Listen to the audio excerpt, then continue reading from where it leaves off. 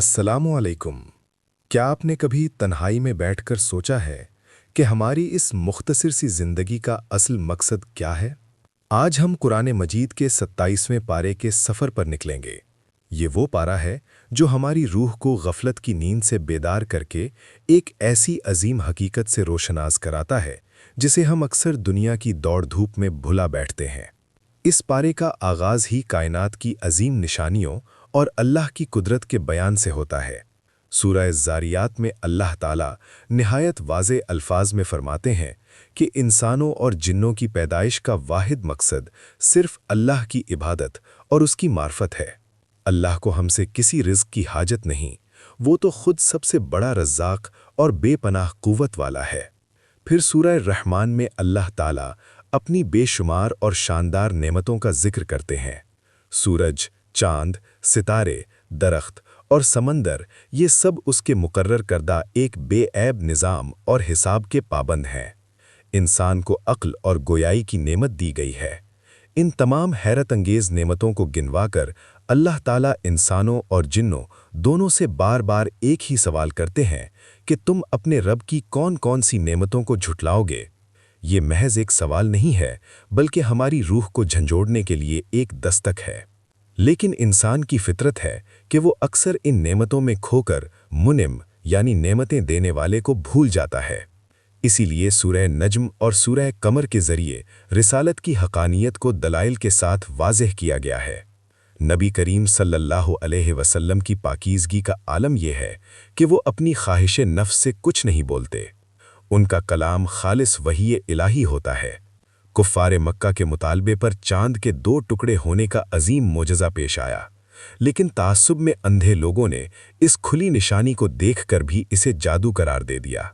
फिर अल्लाह ताला ने हज़रत नूह, आद, समूद, कौमे लूत अलैहिस्सलाम और फ़िरौन की सरकशी और उनकी तबाही के वाक़यात सुनाए हैं। ये वाक़यात महज कहानियाँ नहीं हैं, बल्कि इस बात की तंबीह है कि जब कौमें अल्लाह की निशानियों का इनकार करती हैं तो अल्लाह की पकड़ कितनी सख्त होती है। ये तमाम निशानियाँ और इबरत के वाक़यात इसलिए सुनाए गए हैं कि एक दिन आने वाला है जब ये मादी दुनिया ख़त्म हो जाएगी।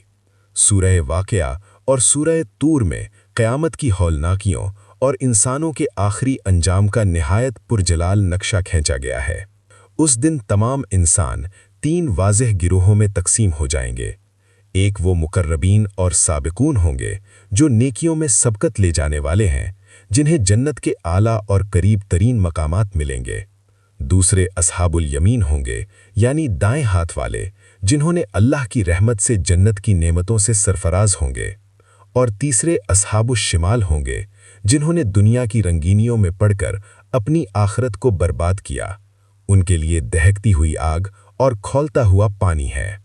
अब सवाल यह है कि हम इस अबदी नुकसान से कैसे बच सकते हैं। इस पारे की आखिरी सूरत सूरह हदीद दुनिया की हकीकत को बेनकाब करती है।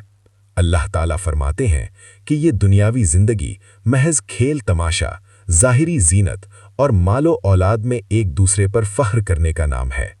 इसकी मिसाल उस खेती की तरह है जो बारिश के बाद हरी भरी होती है, लेकिन आखिरकार जर्द होकर भूसा बन जाती है। इंसान अपने माल का हकीकी मालिक नहीं, बल्कि अल्लाह का नायब है। इसीलिए उसे वो माल अल्लाह की राह में खर्च करने की तलकीन की गई है, जिसे कर्ज़े हसना कहा गया है। जो लोग मुश्किल हालात में इखलास के साथ अपना माल खर्च करते हैं, उनका दर्जा बहुत बुलंद है।